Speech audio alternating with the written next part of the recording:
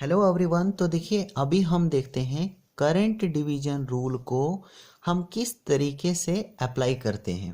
ठीक है, सबसे पहले यहाँ पर देखिए करंट डिवीजन है ना, यहाँ पर क्या लिखा है करंट डिवीजन। तो करंट हमारी डिवाइड कहाँ पर होती है? पैरेलल सर्किट में, है कि नहीं है? जो हमारा पैरेलल सर्किट होता है उसमें हमारी जो करंट होती है वो डिवाइड होती है।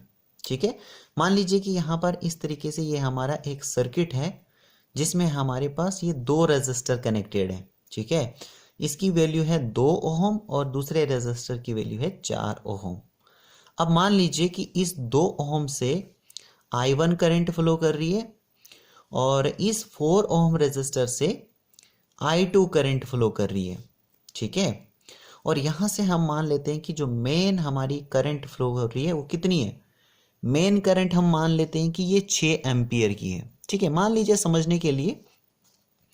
ठीक है, तो अब हमें पूछा क्या है? पूछा है कि बताइए इस 2 ओहम रेजिस्टर से कितनी करंट फ्लो कर रही है, यानी कि इस I1 की वैल्यू हमें निकालनी है। I1 की वैल्यू हमें फाइंड करनी है कि भाई कितनी करंट जो है इस 2 ओहम रेजिस्टर्स के थ्रू फ्लो कर रही है, या फिर इस 2 ओहम रेजिस्टर से कितनी करंट फ्लो कर रही है। ठीक है, तो क्या करते हैं हम? करंट डिवीजन रूल को अप्लाई करते हैं। कैसे? तो जिस भी रेजिस्टर से हमें पूछा गया है उसके सामने वाला जो रेजिस्टर है ना, उसकी वैल्यू सबसे पहले हम लिखते हैं। यानी इसके बगल वाला जो रेजिस्टेंस है उसकी वैल्यू हम सबसे पहले लिखते हैं। तो क्या है? 2 ओहम रेजिस्टर के बगल में कौन सा है? 4 ओहम का रेजिस्टर है, तो इसकी वैल्यू लिखते हैं। यानी 4 मल्टीप्लाई बाई जो मेन करंट फ्लो कर रही होगी, तो मेन करंट क्या है? 6 एम्पियर, तो 6 लिखेंगे और डिवाइड करेंगे सम ऑफ रेजिस्टेंस, यानी कि इन दोनों रेजिस्टर्स का सम करेंगे। तो कितना हो जाएगा? 4 ओहम प्लस 2 ओहम यानी कि 6 ओहम। तो ये यहाँ पर देखिए ये 6 और ये 6 जो है यहाँ से कैंसिल होके हमारे पास जो I1 की वैल्यू आ जाएगी वो कितनी होगी? 4 एम्पियर। यानी कि I1 जो है वो हमारे पास आ गई 4 एम्पियर।